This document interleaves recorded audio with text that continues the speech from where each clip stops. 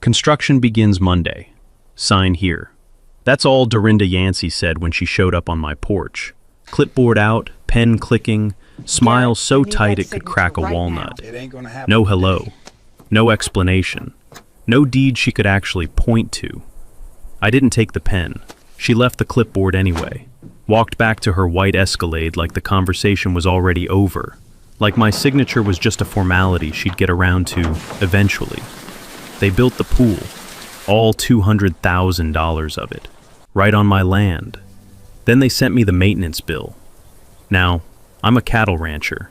I solve problems the way ranchers do. Slow, deliberate, and with a result that tends to surprise people who thought they had you figured out. Dorinda thought she had me figured out.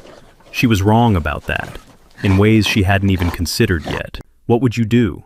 Drop your state below? Where are you watching from? My name is Garrett Wolfson. I'm 58 years old. I've got grease permanently worked into the knuckles of my right hand from 40 years of diesel mechanics, and I own 34 acres on the western edge of Calderwood Pines, Texas. Own, present tense, always have. My grandfather, Earl Wolfson, cleared this land in 1951, by hand. Cedar trees, caliche rock, mesquite so thick you couldn't walk through it without a machete. He built the original fence posts from timber he cut himself, drove 4 iron survey pins into the corners of the property, and filed a deed at the county clerk's office that has never, not once in 73 years, been successfully challenged. My father ran hay and cattle on it until he died in 2009. I inherited it clean. No mortgage, no liens, no easements, just a hand-typed deed on paper so old it crinkles when you unfold it, and 4 iron pins still sitting exactly where my grandfather drove them. That's the land Dorinda Yancey decided to build a pool on. Calderwood Pines HOA was incorporated 12 years ago when a developer named Prescott Dunleavy bought up 600 acres right next to my property and carved out 220 subdivision lots. Nice enough place, honestly. Good neighbors, mostly. The HOA came with the lots. Mandatory membership, monthly dues, an architectural review committee, the whole machinery of organized suburban living. Here's the thing though, my land predates all of it. I never bought a Calderwood Pines lot. I never signed their CC and Rs. I am not, have never been, and have no legal obligation to be a member of their HOA. I am, in practical terms, an island of private ranch land sitting inside a sea of deed-restricted suburbia. That arrangement worked fine for 11 years. And then Dorinda Yancey got elected board president. Dorinda is 54, a former real estate paralegal, and the kind of person who treats a homeowners association like a small sovereign nation, with herself as the founding monarch. She sends certified letters the way other people send birthday cards, constantly, enthusiastically, with a faint smell of hairspray and printer toner and absolute certainty radiating off every page. She drives a white Cadillac Escalade with a proud board president magnetic placard on the door. I am not making that up. The first time she came to my property, uninvited, unannounced, she stood in my driveway holding a clipboard and informed me that the HOA's survey team had determined that the flat, low-lying corner of my southeastern boundary was actually a drainage easement belonging to the community.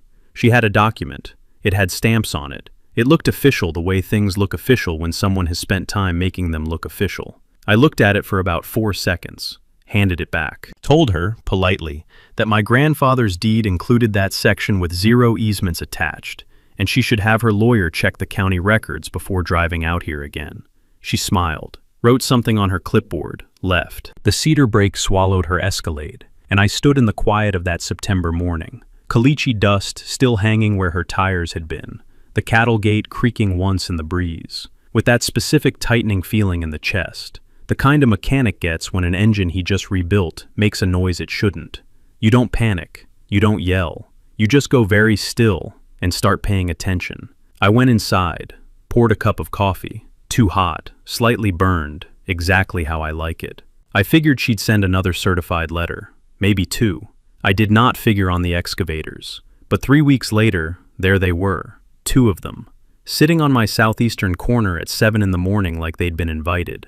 Nobody had invited them. The foreman's name was Bryce. Sunburned, polite, wearing a hard hat with a Dunleavy construction sticker on the side. He met me at the fence line with a handshake and a set of stamped engineering drawings, and he had the particular energy of a man who genuinely believed everything he was doing was completely legal.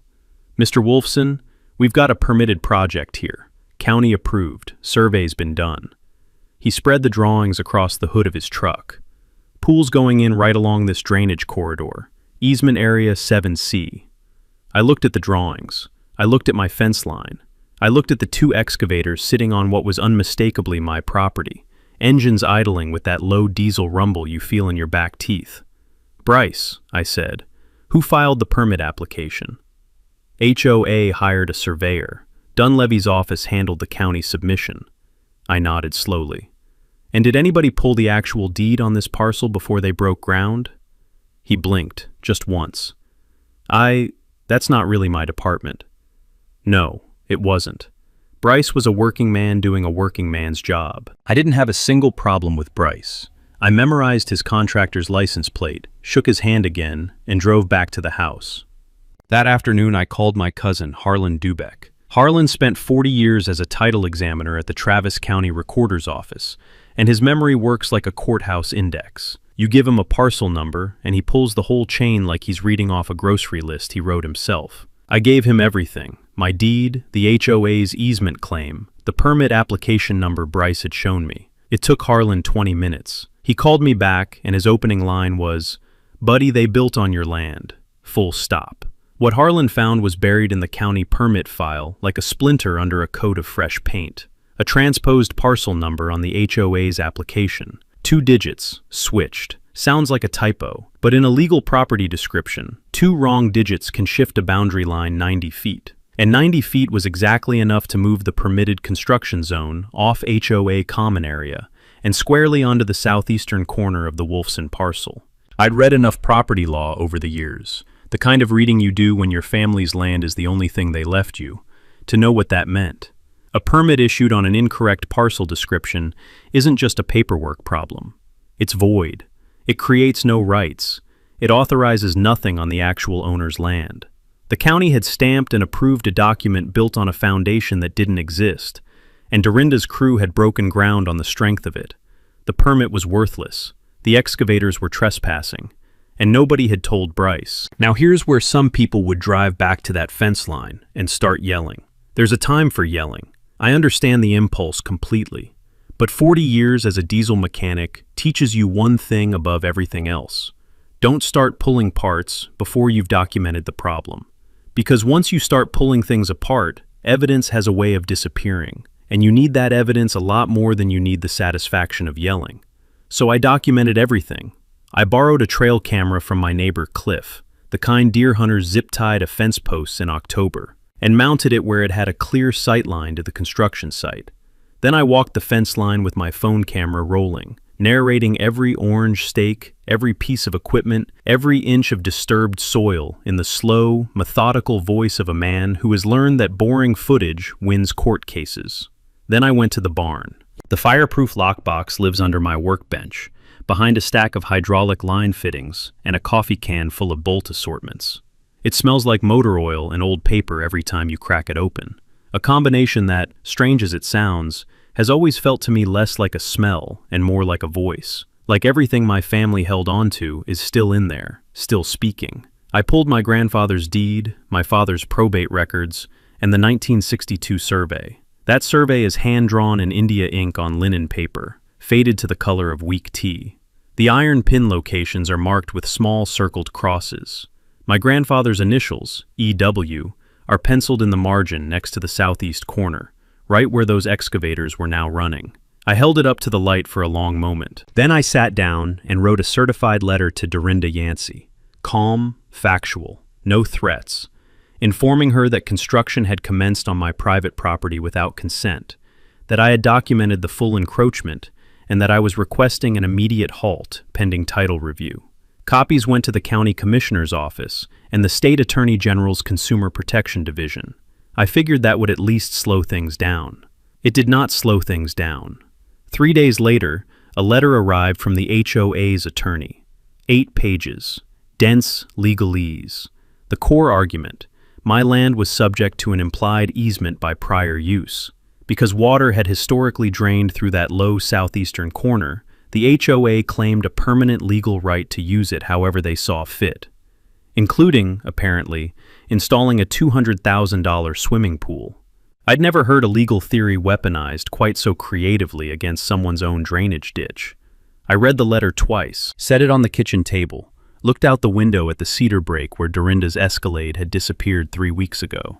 Then I picked up the phone and called Vera Ashcraft, the most aggressive real estate litigation attorney in Kerr County, a woman who once made a county tax assessor cry on the witness stand and considers that one of her more routine accomplishments. If Dorinda wanted to play legal theory games, I was going to bring someone who had written the rule book. Vera Ashcraft is 5'4", drives a pickup truck older than most of her opposing counsel, and has a filing cabinet in her office labeled "Cases where I was told to stand down." It is completely full. She took my case in one phone call, reviewed everything Harland had pulled within 48 hours, and called me back with the particular quiet in her voice that I would later learn means she's already 3 moves ahead. They cited implied easement by prior use, she said. They did. In Texas. A pause that contained what I can only describe as professional amusement. Garrett, implied easements in Texas are about as narrow as a fence post. You need continuous, apparent, and absolutely necessary use going back to a common ownership period. Rainwater running through a low spot on your grandfather's land doesn't come within a country mile of that standard. She agreed to send a response. 8 pages became 12. Controlled, precise, devastating in the way good legal writing is devastating. Not loud, just final. She demanded the HOA cease all construction claims, produce a full accounting of the permit process, and preserve every board meeting minute related to the pool project under litigation hold. I asked her what litigation hold meant. It means they can't shred anything, she said, which, based on what you've told me, is probably going to be very inconvenient for somebody. The pool opened the following June. Ribbon cutting ceremony, sundress, oversized scissors. Dorinda photographed extensively for the HOA newsletter, beaming in front of a pergola strung with cafe lights, the blue-green water glittering behind her, like she'd personally conjured it from the Texas limestone. She looked like a woman who had gotten exactly what she wanted and expected no consequences whatsoever. 2 weeks later, a bill arrived in my mailbox. I want you to understand the specific quality of audacity required to send this bill. I am not a member of the HOA. I never signed their CC&Rs. I don't have a pool pass. I was never consulted, never notified, never asked a single question about this project. And yet here it was, itemized, professional header, Calderwood Pines Homeowners Association, Community Amenity Maintenance Assessment, total due, $1,847. My proportionate share, it said, as an adjacent property owner benefiting from community infrastructure. I read that line 3 times. Then I set the bill on the kitchen table and sat with it for a while, the way you sit with something that is so far beyond normal that your brain needs a moment to confirm it's real. They built a pool on my land. Then they billed me for it. Attached was a new letter from the HOA's attorney, Section 31F, of the original development agreement they called it. A provision, they claimed, that runs with the land and applies to all adjacent parcels once the board votes to extend services, retroactively incorporating my property into their HOA service area, whether I agreed or not. I forwarded it to Vera. She called back in under an hour, and I could hear it in her voice. Not anger, not outrage, something better than both. Pure, cold certainty. Garrett, I just read Section 31F 4 times. You know what it says right before the part they quoted? She didn't wait. Written consent of the adjacent parcel owner, your signature, which they never sought, which means this provision is self-defeating without it, which means this bill isn't just wrong, it's fraudulent. The HOA's attorney received Vera's response on a Thursday afternoon. By Thursday evening, every board member's car was parked at Dorinda's house. I know because Phyllis Carnahan, a retired school teacher 2 lots from the pool, who has been quietly furious with this board for 3 years, texted me a photo without comment. Phyllis's husband sits on the HOA landscape committee, and reports back to her with the devotion of a man who has correctly identified which side of his marriage he wants to remain on. He told her the board's conclusion after that emergency meeting: hold firm. Garrett Wolfson is a retired mechanic. They have a $340,000 legal defense reserve. He'll fold before they do. I'll admit, on paper, it was a reasonable bet. But here's what they didn't know, couldn't know, because I'd never told a soul. When my father passed in 2009, his estate included a life insurance payout. I invested it the week after the funeral, never touched it, checked the balance 4 times a year, and otherwise left it completely alone for 16 years, the way money grows when you live simply and resist the urge to do anything clever with it. By the time Dorinda sent that bill, that account held just over $310,000. The HOA had looked at a man in a work shirt standing at a fence line and seen someone they could outlast. They had badly mistaken stillness for weakness. When legal letters stopped working, Dorinda switched weapons. 6 years of HOA politics had given her a finely tuned understanding of how to make people feel isolated, embarrassed, and slightly crazy for disagreeing with her. She didn't need a courtroom. She had something more immediately powerful: a neighborhood Facebook group, a phone tree, and the absolute conviction that she was the reasonable one in this situation. The narrative she started circulating went like this: Garrett Wolfson, the difficult rancher next door, was trying to shut down the community pool, the pool their children swam in, the pool their dues had paid for. A man who hated the neighborhood, trying to destroy a community asset out of spite. She did not mention the pool was built on my land. She did not mention the bill she'd sent me. She just ran the poll. Calderwood Pines neighbors, yes, with the exclamation point, posted a community survey. Should our pool remain open for our families? 93% voted yes. Dorinda screenshotted it and sent it to the HOA's attorney as evidence of community support. The attorney, to his credit, did not cite the Facebook poll in any legal filing. Then she called the county. She contacted the commissioner's office and suggested, carefully, without quite committing to anything, that my cattle operation might be violating local noise and odor ordinances.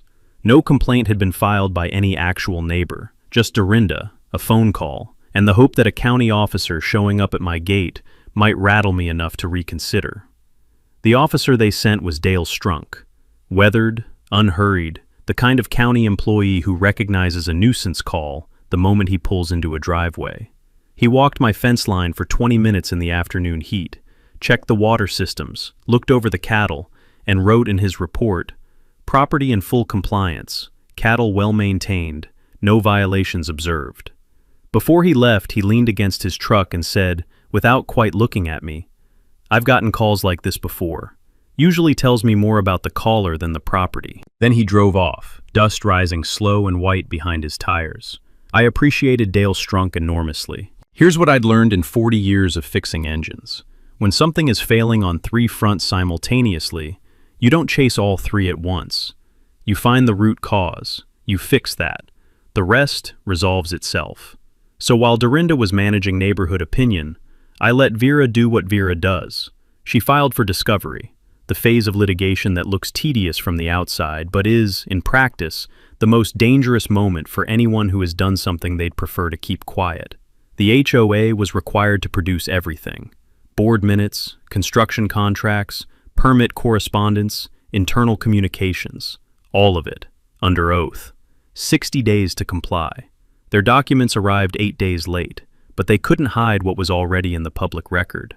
Vera had been pulling county documents independently for weeks, because she has never once waited for opposing counsel to hand her evidence she could get herself. What she found stopped her mid-sentence. An internal email, sent from Dorinda Yancey to the HOA's surveyor 6 weeks before the permit was filed. Vera read it to me slowly, the way you read something aloud when you need to be certain you're seeing what you think you're seeing. "We need that southeast corner included. If we pull the pins and restake it, the drainage argument should hold." Pull the pins. My grandfather's iron pins, driven in 1962, recorded in county documents for 60 years. Someone had gone out to my southeastern corner and physically yanked them from the ground, replaced them with new stakes in new positions to manufacture a boundary claim that had no legal basis without that manipulation. I've handled a lot of broken things in my life. There's always a moment when you see exactly what happened and exactly why. The feeling isn't rage, it's something colder, clearer. Vera had gone quiet on the line. The particular quiet of a woman who has found what she needed and is already thinking about what comes next. Then the HOA's own discovery documents delivered one more thing, buried in the board minutes from the night they voted to approve the pool. 4 votes in favor, 1 against. The dissenting member's objection, recorded plainly. I want it noted that the southeast boundary has not been verified against the Wolfson deed, and I am not comfortable proceeding. Her name was Carol Fenn. She'd resigned 2 months after that vote. She lived 4 streets from my property. When Vera called her, she picked up on the second ring, like she'd been waiting for someone to call for a very long time. Carol Fenn's kitchen table was the kind that has seen serious conversations. Scarred wood, mismatched chairs, a coffee pot that ran all day. She sat across from Vera and me on a Wednesday afternoon with a manila folder in front of her that she'd clearly been keeping for a while. Organized the way only a former county clerk organizes things. Labeled, dated, cross-referenced, ready. She slid it across the table without preamble. "I've had this for 4 months," she said. "I was waiting for someone with standing to sue." The first thing in the folder was the development agreement amendment, recorded quietly at the county clerk's office on a Friday afternoon in January, when nobody was paying attention. It expanded the HOA's authority in several directions, including the service area extension provision Dorinda's attorney had been using against me. Carol walked us through it calmly. Under Texas Property Code, any HOA amendment that materially changes members' rights requires a proper member vote, 2/3 approval, noticed meeting, the full process. This amendment had skipped every single step. Signed by 2 parties only, Dorinda Yancey and Prescott Dunleavy. Recorded on a Friday, never presented to the membership, which meant everything the HOA had done to me under that amendment, the billing, the easement claim, the service area extension, was built on a foundation that didn't legally exist. I'd suspected it. Vera had suspected it. But suspecting and having a former county clerk hand you a documented paper trail are 2 very different things. Then Carol reached into the back of the folder.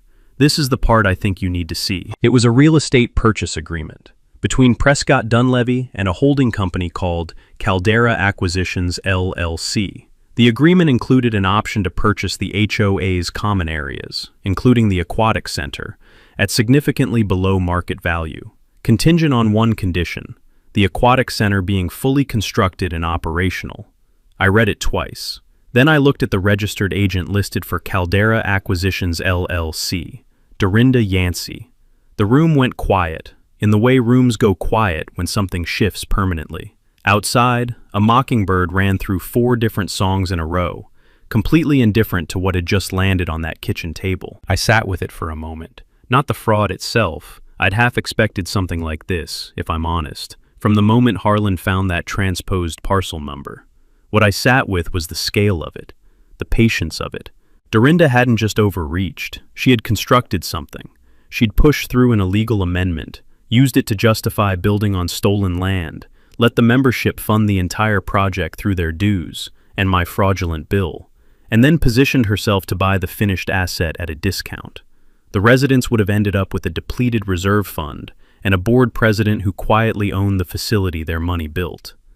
My $1,847 wasn't a billing error.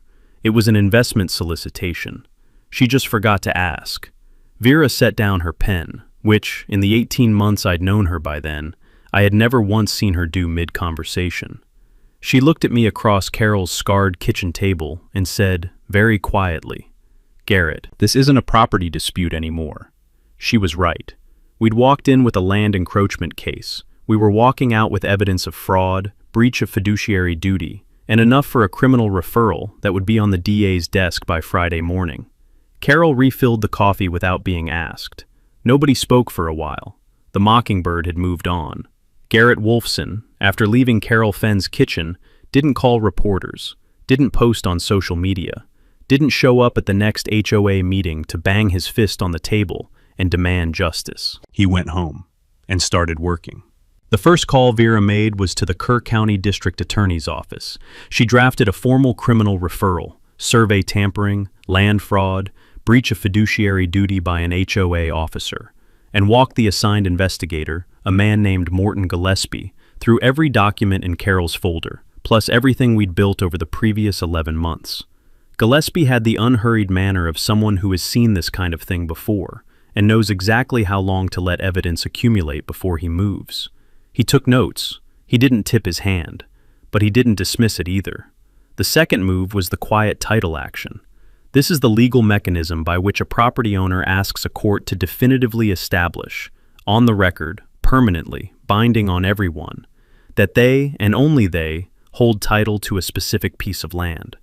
A quiet title judgment gets recorded in the county deed records. It doesn't expire. It doesn't get appealed into oblivion. It is, in property law, as final as things get.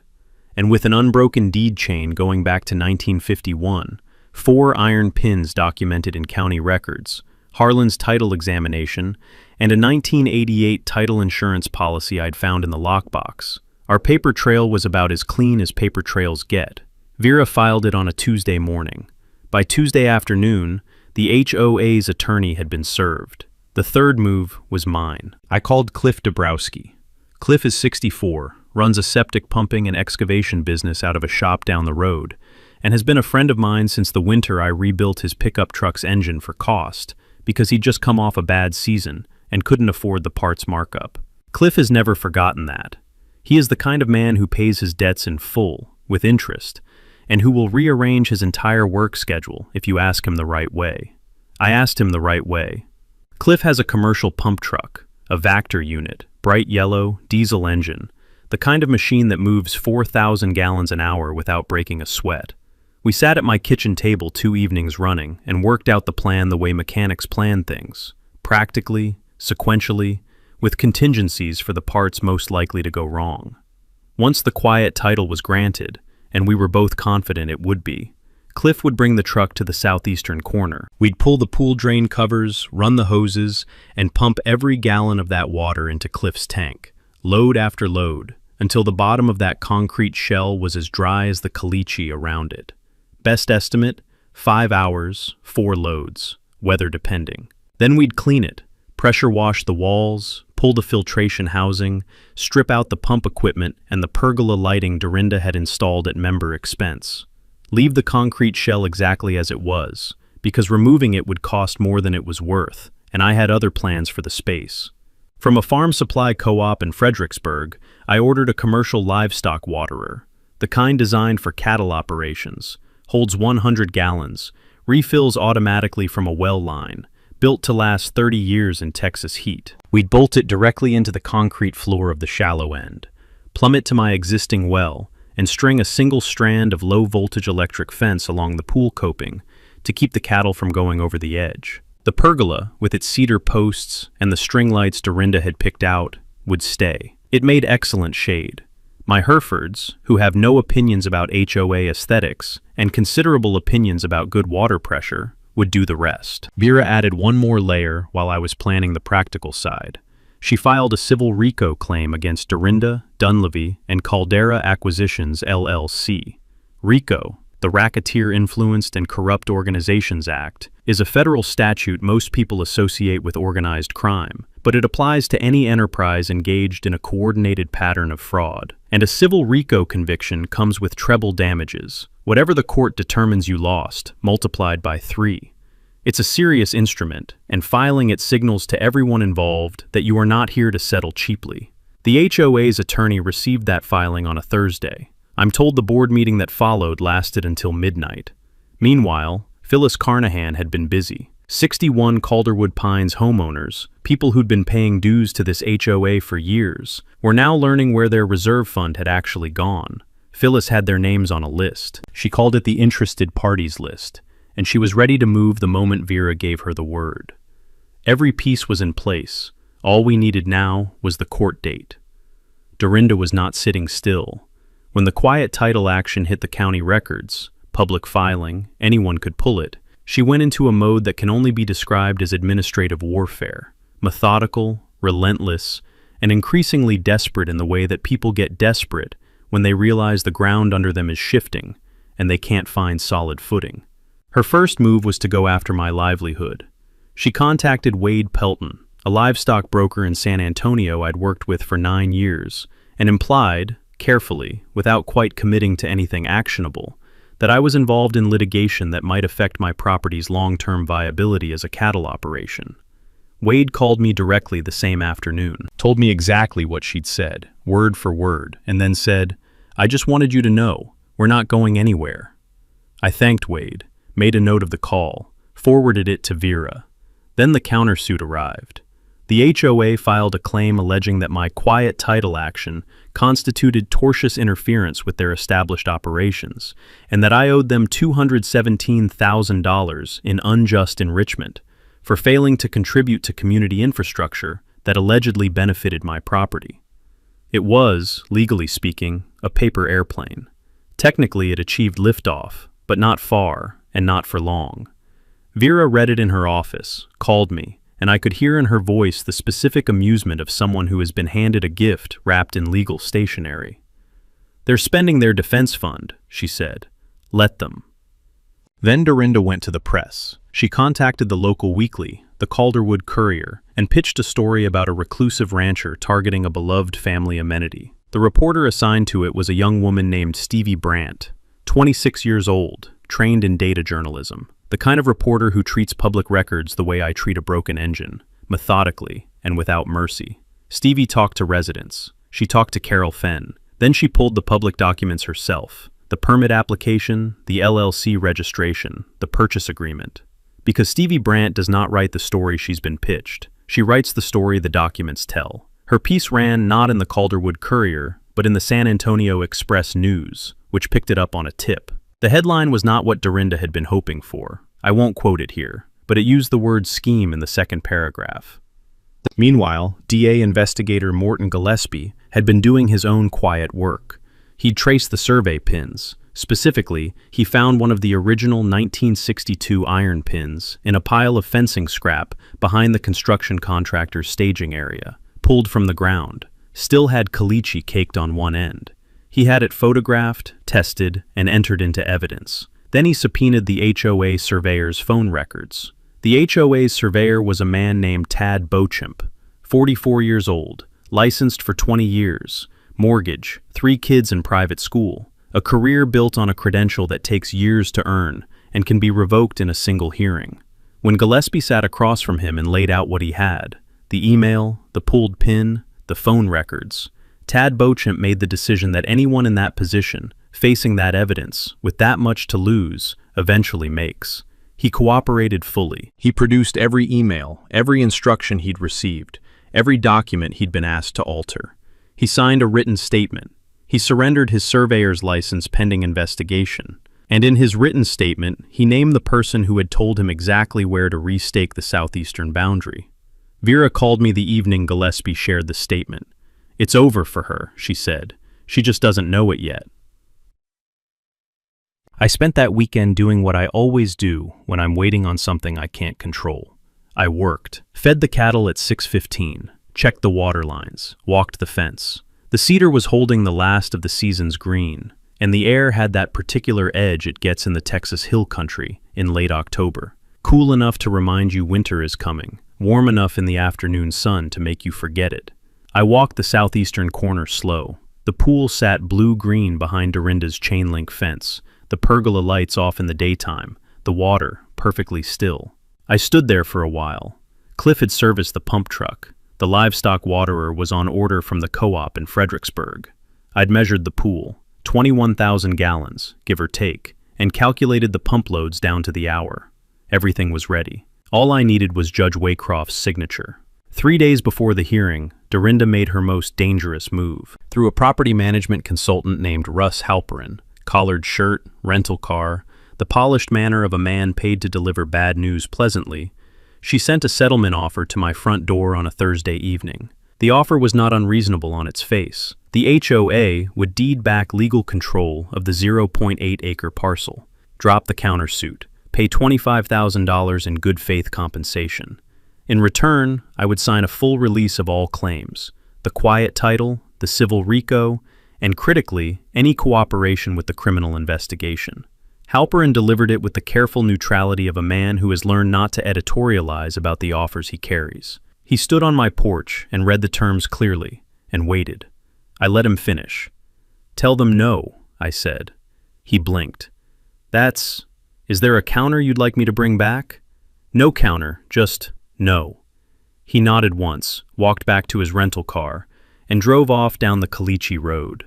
The porch light clicked off behind me. The evening smelled like warm cedar and dried grass and the particular quiet of a decision already made. What Dorinda did next was either brave or delusional, depending on your generosity. She went to the county commissioner's office. Specifically, she approached Commissioner Ray Bledsoe, who had maintained friendly relations with Dunleavy's development interests for years, and pushed for an emergency resolution, declaring the pool a public safety infrastructure asset immune from private litigation interference. It was a creative maneuver. It had essentially no legal basis. But if Bledsoe had been willing to sign it, it would have bought time and generated headlines that muddied the water. What Dorinda didn't know was that Stevie Brandt's story in the San Antonio Express-News had run that morning.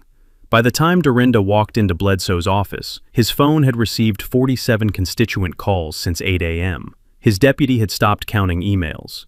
The meeting lasted 12 minutes. Bledsoe did not pass the resolution. He later told his deputy it was the shortest meeting he'd had in 20 years in office. 2 days before the hearing, the HOA filed a motion to continue, requesting a 60-day delay, citing newly relevant discovery.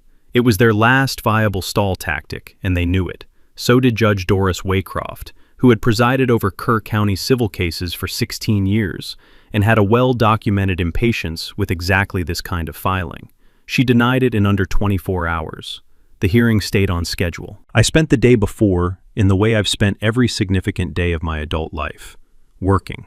Fed the cattle at 6:15, walked the water lines, did a slow circuit of the fence in the long morning light, boots crunching on caliche, the cedar holding the nights cool in their needles a little longer than the air around them.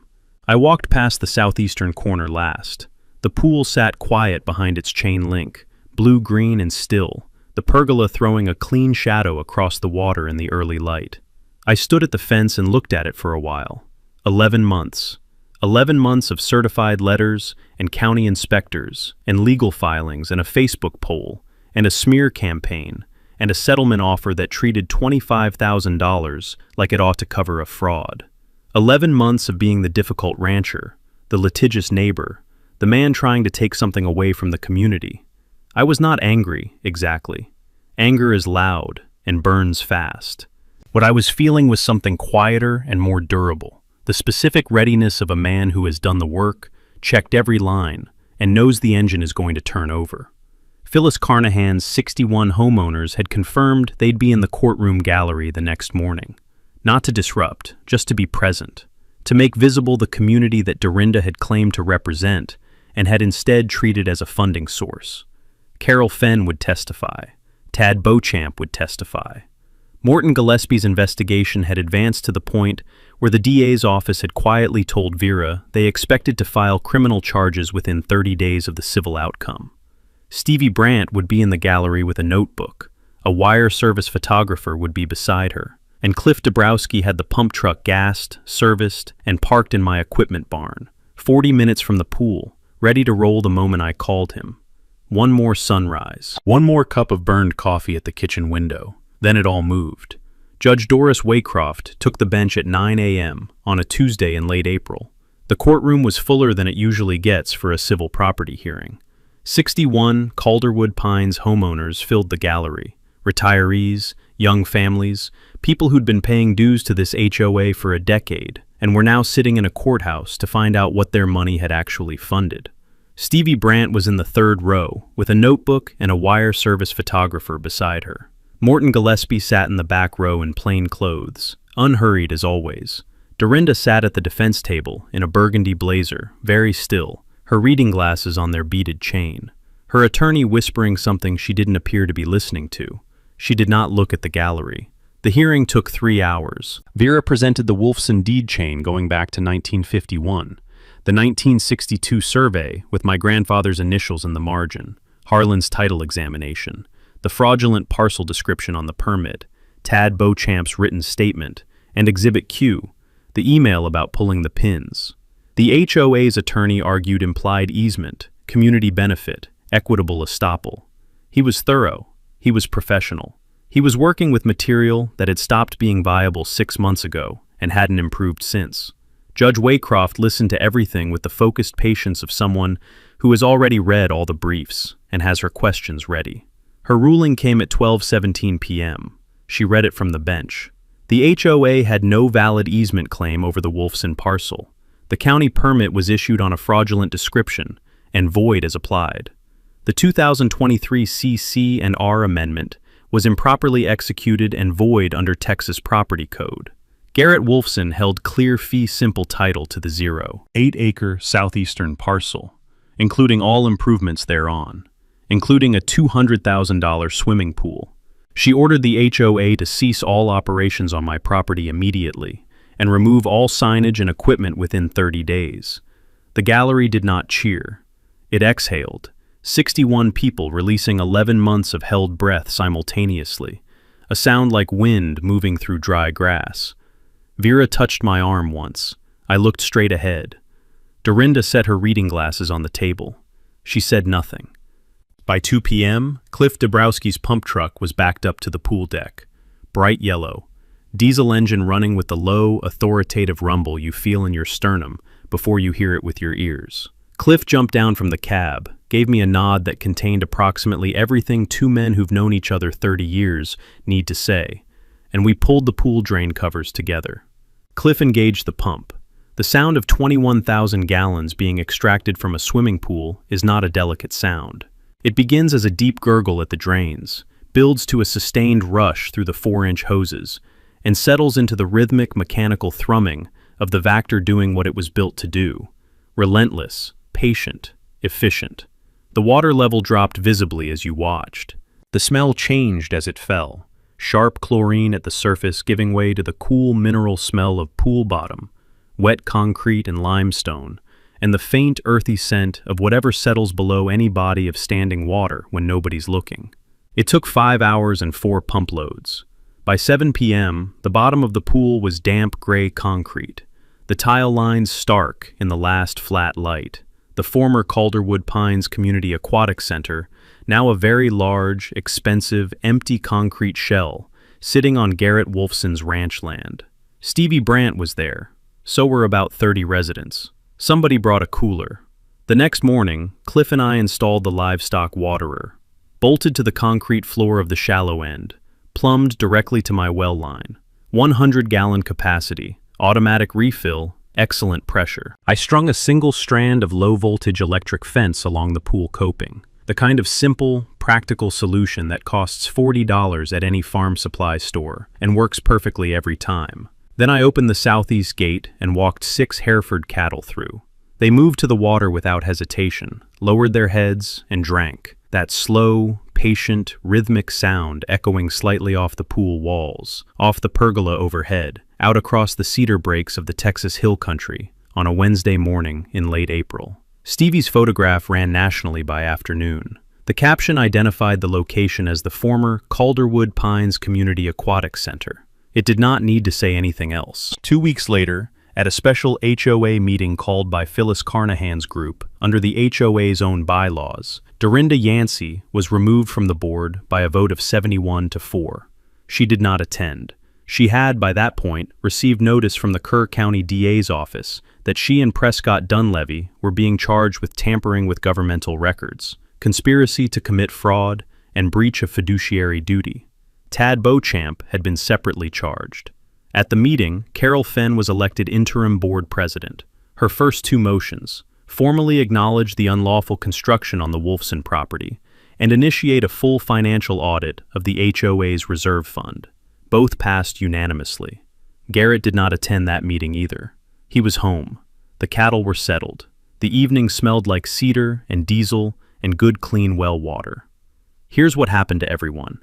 Dorinda Yancey pleaded no contest to tampering with governmental records. 3 years of deferred adjudication probation, $78,000 in restitution to the HOA's reserve fund, permanently barred from serving on any HOA board in the state of Texas. Caldera Acquisitions LLC was dissolved. The purchase option agreement with Dunleavy was voided.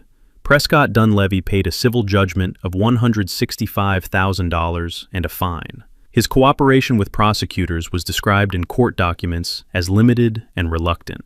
His reputation in the regional development community did not survive the San Antonio Express news coverage. He has not broken ground on a new project in Kerr County since. Tad Beauchamp lost his surveying license and received 2 years of probation. He also, in a move that surprised everyone, issued a written public apology to me. I read it once, folded it, put it in the fireproof lockbox in the barn next to my grandfather's deed, where it can keep. The HOA's countersuit was dismissed with prejudice. The civil RICO claim settled confidentially, but Vera has a new photograph on her office wall. Me in my work shirt, standing at the edge of the former pool, 6 Herefords drinking behind me. She calls it the best closing argument she never had to make. Ray Bledsoe, the county commissioner who took Dorinda's meeting, did not seek re-election. His primary challenger ran on HOA accountability reform. She won by 11 points. The HOA's financial audit, completed under Carol Fenn's interim leadership, confirmed what we'd suspected. The reserve fund had been depleted by $201,000 for the pool project, bypassing the member vote that Texas law required. The new board pursued recovery through the HOA's errors and omissions insurance policy and recovered $140,000. The membership voted on what to do with it. $60,000 went to establish the Calderwood Pines Educational Access Fund, a scholarship program for graduating seniors from the local high school district. The first year's awards went to 2 students, one heading to study environmental engineering, one studying agricultural law. The ceremony was held at the community clubhouse on a warm May evening. String lights on the cedar post pergola, a table of food that Phyllis Carnahan had organized with the efficiency of a woman who has been waiting for something worth celebrating. Phyllis also baked a sheet cake. It had a cattle hoof print and blue frosting on it. She has never explained why, and I have never asked. The southeastern corner of my 34-acre parcel looks different now, and exactly the same. The concrete shell of the pool is still there. Removing it would cost more than it's worth, and the cattle have developed opinions about the drainage. The livestock waterer runs quietly in the shallow end, fed by my well, reliable as anything on this property has ever been.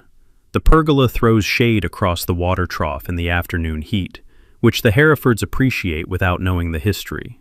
Along the pool coping, in a band of concrete I poured myself one October weekend, I pressed a series of boot prints and hoof prints into the surface before it set. A small, permanent record, not angry, not triumphant. Just a record of what this land is and who it belongs to. In the northeast corner, I pressed my grandfather's initials with a metal stamp I found in the barn. E.W. Same corner of the parcel, different medium, same message. So that's what happened to Dorinda Pool. 21,000 gallons of water, 5 hours, 1 pump trucks, and 6 Hereford cattle who had absolutely no idea they just made national news. Here's what I want you to take away from Garrett's story, because it's not really about pool. It's about a man who knew exactly what he owned, who didn't panic, didn't pause, didn't yell across a fence line. He just went inside, opened a lockbox that smelled like motor oils and his grandfather's lifetime of work, and started building a case the same way he's built everything else in his life. Slow, deliberate, solid. Dorinda had a $340,000 legal fund, a Facebook post, and a county commissioner in her corner. Garrett had a deed from 1951 and the patience to let it speak. The deed won. It always does when you know you're standing on ground that's actually yours. And I'll tell you what, if you got an HOA letter sitting in your kitchen table right now, something that feels wrong, something that doesn't add up, don't throw it away. Don't ignore it. Pull your deed, read your CC&Rs. Call a Vera as craft in your county, because petty power only works on people who don't know their rights. Drop your HOA story in the comments. I read every single one. And some of you have sent me situations that make Dorinda look like a rookie. If this one hit home, share it with someone who needs to hear it. Subscribe if you haven't, because next week's story involves a flat map, a home builder, a mineral rights nobody knew existed. The one gets ugly fast. Know your deeds, know your rights. Don't let anybody prove your survey pin.